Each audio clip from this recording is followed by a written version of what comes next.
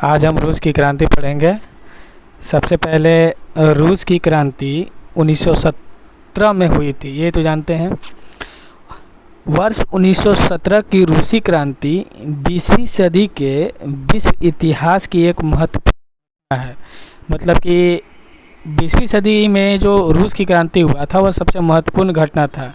यह क्रांति रूस की अर्थव्यवस्था, मजदूरों का विपन्नता, जारशाही निरंकुशता आदि विद्यमान बुराइयों के प्रति जनता का विद्रोह था। मतलब कि मजदूर को जो आर्थिक स्थिति कमज़ोर हो गया था, जो जारशाही निरंकुशता के कारण उसकी अर्थव्यवस्था गड़बड़ा गई थी, इन सभी विद्यमान बुराइयों के कारण यह विद्रोह हुआ। इस क्रांति के माध्यम से समाजवाद की विचारधारा को संसार में पहली बार मूर्त रूप मिला। इस क्रांति के दीर्घकालीन एवं तत्कालीन कारण इस प्रकार थे। मतलब कि कुछ कारण थे।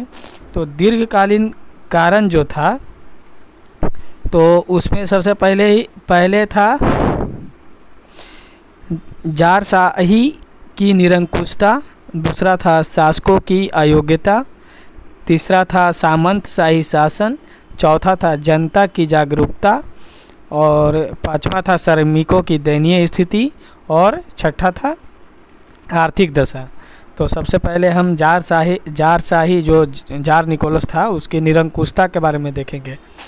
तो के प्रारंभ तक रूस में निरंकुश एवं स्वेच्छाचारी शासन प्रणाली प्रचलित थी। राज्य की संपूर्ण शक्ति जो था वो जार के हाथों में निरहत थी। मतलब जार के हाथ में ही सब कुछ था। रूस में ड्यूमा भी विद्यमान थी। मतलब ड्यूमा की स्थापना किया गया था, परंतु वह नाम मात्र के लिए थी, क्योंकि वह अपने कार्यों के लिए जार के प्रति उत्तरदायी होती थी तथा उसका एकमात्र कार्य था जार को सलाह देना। ठीक ना, बस उसके बाद उसका और कोई काम नहीं था। उसके बाद सर्वोच्च पदाधिकारियों की नियुक्ति भी जार स्वयं करता था। संपूर्ण चर्चा का प्रधान जार होता था। प्रजा उसे पिता के नाम से संबोधित करता था।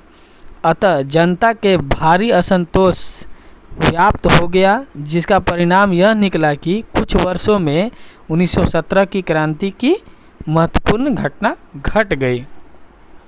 उसके बाद सामंतशाही शासन में क्या था, तो हम लोग सामंतशाही शासन में देखेंगे।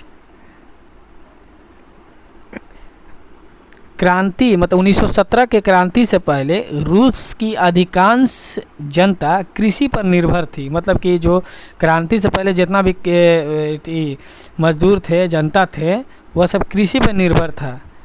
किसानों का कोई स्वतंत्र अस्तित्व नहीं था। उस पर सामंतशाही का पूर्ण रूप से नियंत्रण था। मतलब कि जितना भी जनता थे उन पर सामंतशाही थे उनका नियंत्रण था। वहाँ दास प्रथा प्रचलित थी।